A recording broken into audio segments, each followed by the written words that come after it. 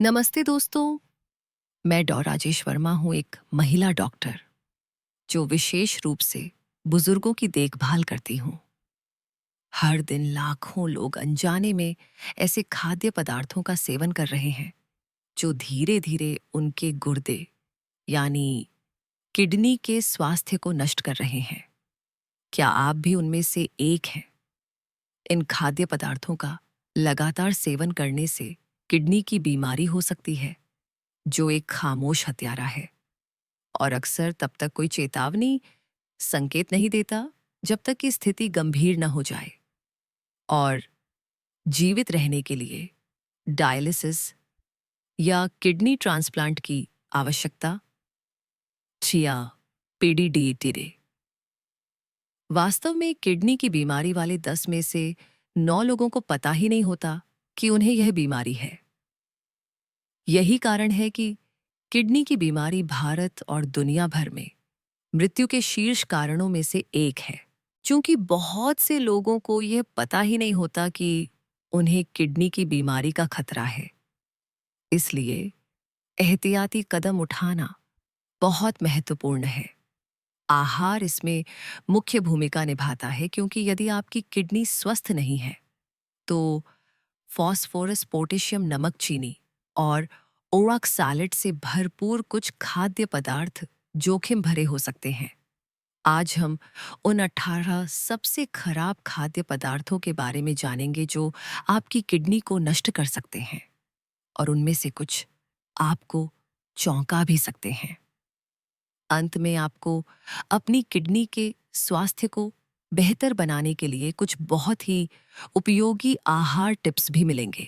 इससे पहले कि हम शुरू करें, कृपया ध्यान दें कि इस वीडियो में दी गई सभी जानकारी तथ्यों पर आधारित है, निष्पक्ष है और योग्य पेशेवरों द्वारा जांची गई है। तो चलिए उन खाद्य पदार्थों पर वापस चलते हैं जो आपकी किडनी को नुकसान पहुंचा सकते हैं। केले वजन घटाने में मदद करने, दिल के स्वास्थ्य का समर्थन करने, प्राकृतिक ऊर्जा प्रदान करने और आपके पाचन तंत्र को ठीक रखने के लिए प्रसिद्ध है। हालांकि यह सुपरफूड पोटेशियम का भी एक समृद्ध स्रोत है। एक स्वस्थ किडनी रक्त में पोटेशियम के स्तर को संतुलित करती है। हालांकि जिन लोगों को क्रॉनिक किडनी डिजीज सीकेडी है या कम से कम 3 महीने से किडनी खराब है, उन्हें इसका सेवन सीमित करना चाहिए। आपको अंदाजा देने के लिए बता दूं, विशेषज्ञों के अनुसार सीकेडी वाले लोगों के लिए प्रतिदिन 2000 मिलीग्राम पोटेशियम की सलाह दी जाती है।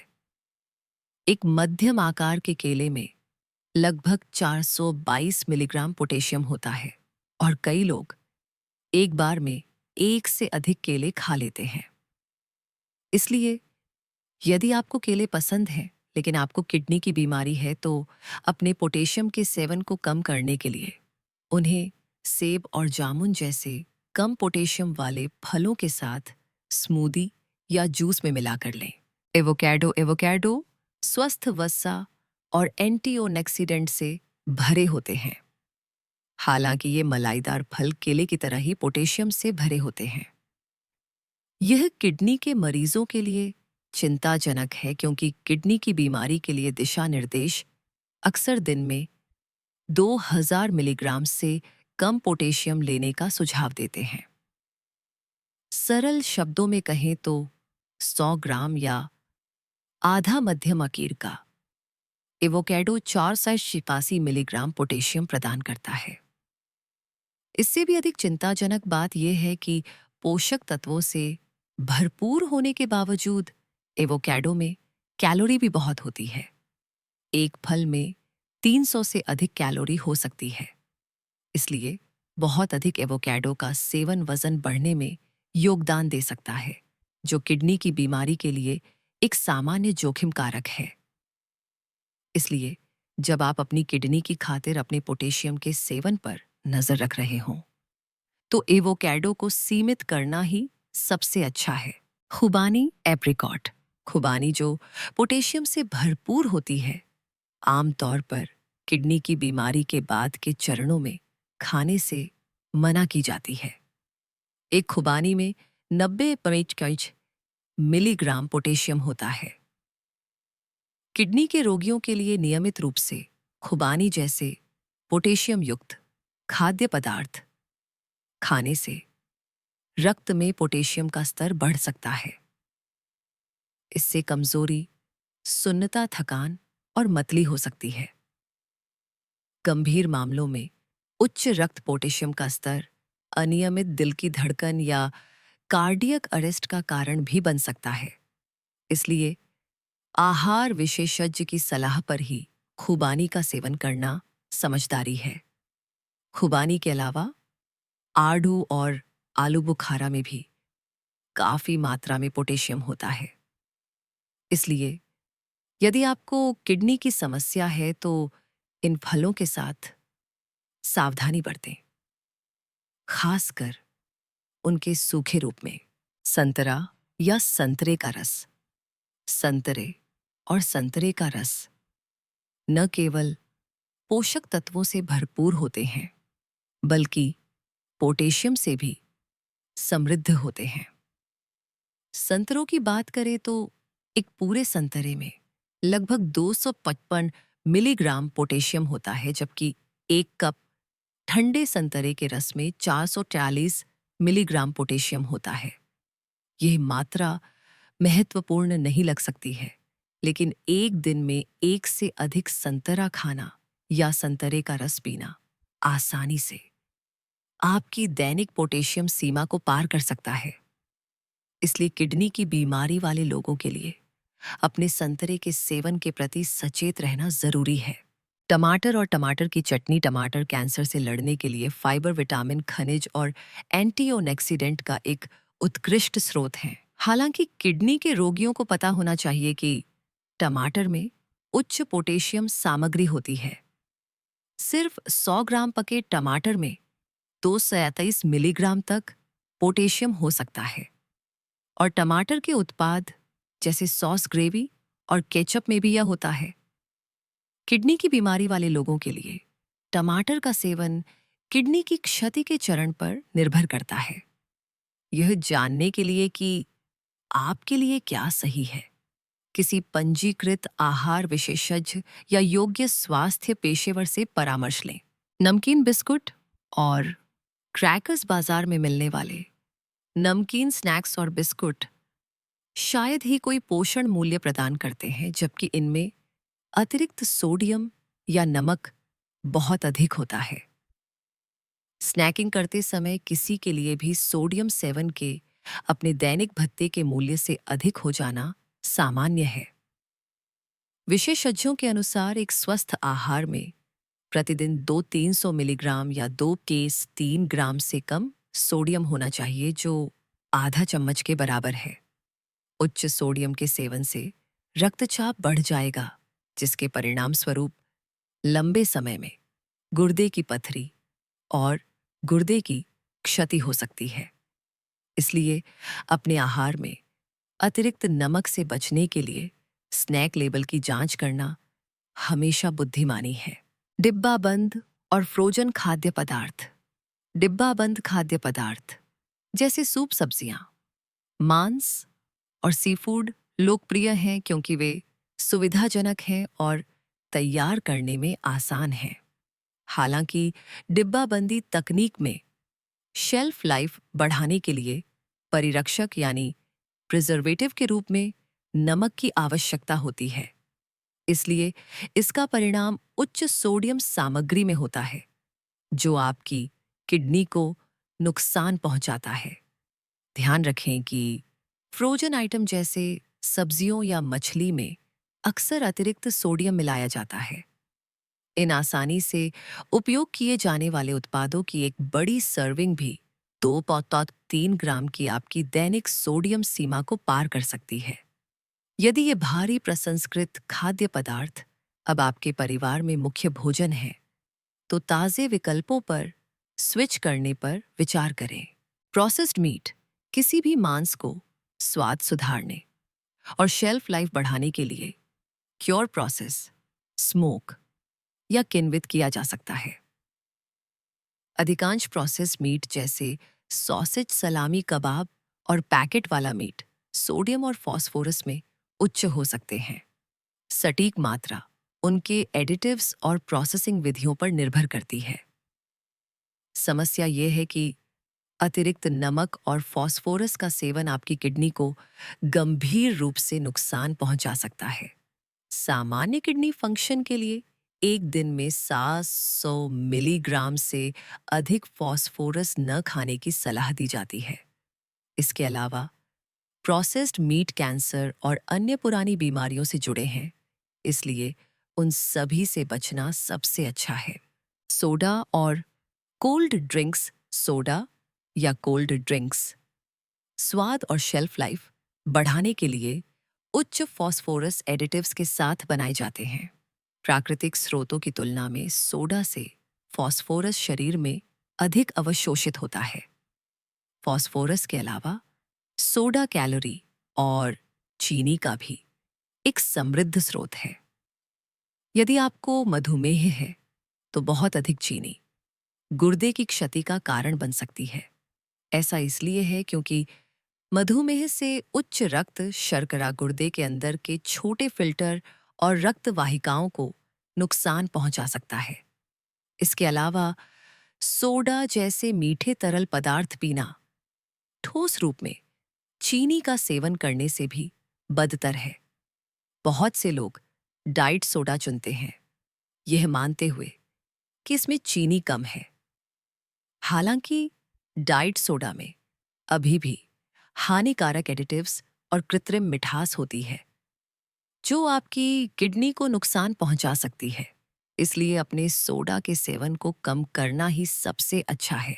अचार और चटनी, फलों और सब्जियों की शेल्फ लाइफ बढ़ाने के लिए किण्वन यानी फर्मेंटेशन एक पारंपरिक तरीका है। यह विधि स्वाद भी बढ़ाती है और स्वस्थ आंत के लिए प्रोबायोटिक बैक्टीरिया के विकास को बढ़ावा देती है। हालांकि अचार और चटनी जैसे किण्वित खाद्य पदार्थों में सोडियम बहुत अधिक होता है। उदाहरण के लिए एक बड़े अचार के टुकड़े में 30 मिलीग्राम सोडियम हो सकता है। यह मात्रा किडनी के रोगी के लिए अनुशंसित मूल्य के आधे से अधिक है। इसलिए यदि आप अपनी किडनी के स्वास्थ्य के बारे में चिंतित हैं, तो अचार और चटनी का सेवन संयम से करना महत्वपूर्ण है। आलू और शकरकंद। साधारण आलू और शकरकंद आवश्यक अमीनो एसिड, विटामिन और खनिजों से भरपूर होते हैं, जो उन्हें एक सुपरफूड बनाते हैं। लेकिन आलू ऊर्जा और पोटेशियम से भी भरे होते हैं। उदाहरण के लिए एक पके हुए आलू में लगभग 610 मिलीग्राम पोटेशियम होता है और मध्यम आकार के पके हुए शकरकंद में 542 मिलीग्राम हो सकता है। अच्छी खबर यह है कि आप पकाने से पहले उन्हें पानी में भिगोकर उनकी पोटेशियम सामग्री को कम कर सकते हैं। अगली बार जब आप खाना बनाएं तो इसे आजमाएं। ध्यान दें कि फ्रेंच फ्राइज़ या चिप्स जैसे सामान्य आलू के स्नैक्स वसा सोडियम और नमक से भरे होते हैं, जो आपकी किडनी पर दबाव डाल सकते हैं, जबकि वे शायद ही कोई पोषण प्रदान करते हैं। इसलिए अपनी किडनी की खातिर उनसे दूर रहें। सूखे मेवे, ड्राइड फ्रूट्स किडनी के कार्य के लिए पर्याप्त पानी पीना महत्वपूर्ण है।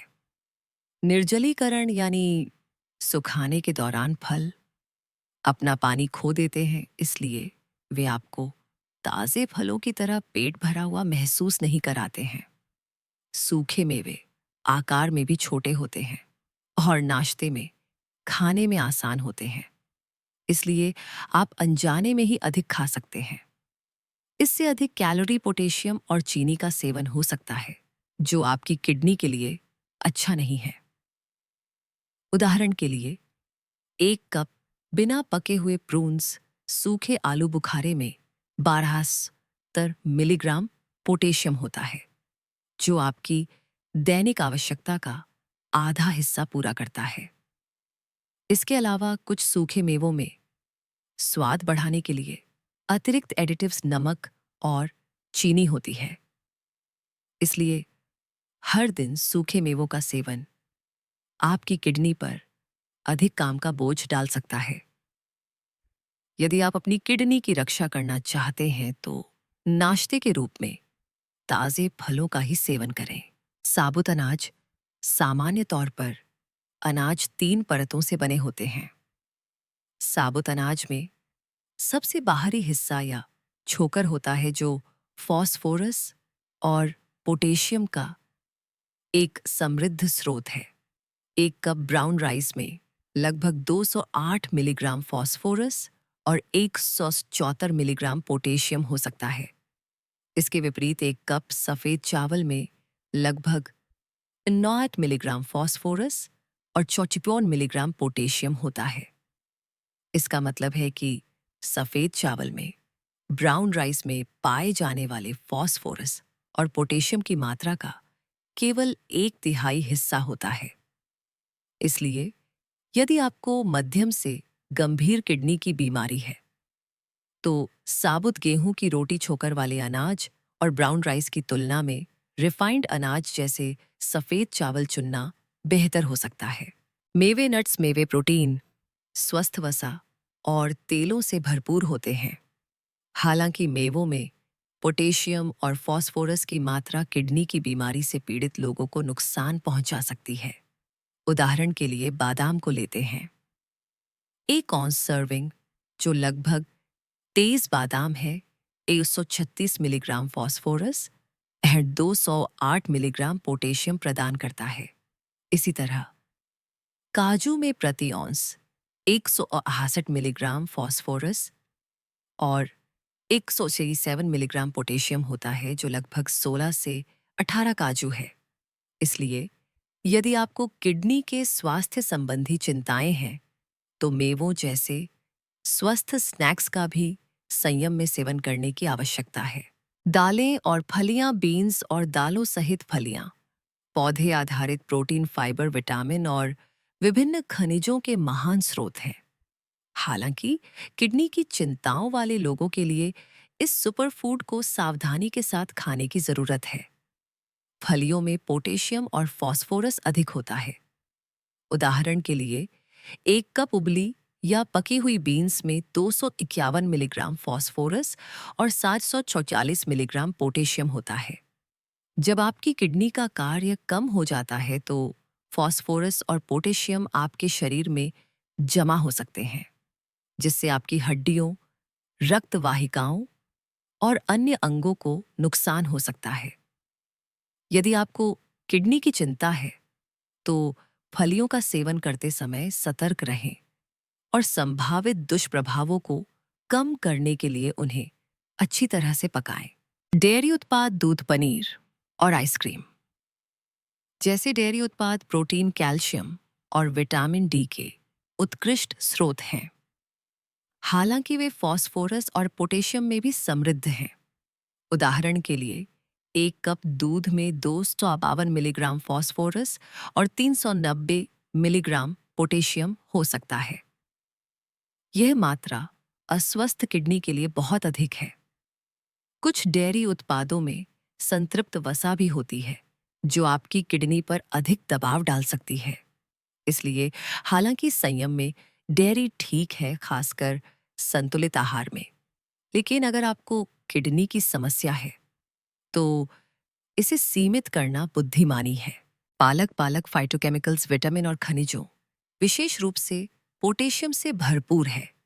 सिर्फ 100 ग्राम कच्चे पालक में 558 मिलीग्राम तक पोटेशियम हो सकता है और पकाने से पालक में पोटेशियम की मात्रा पर कोई प्रभाव नहीं पड़ता है।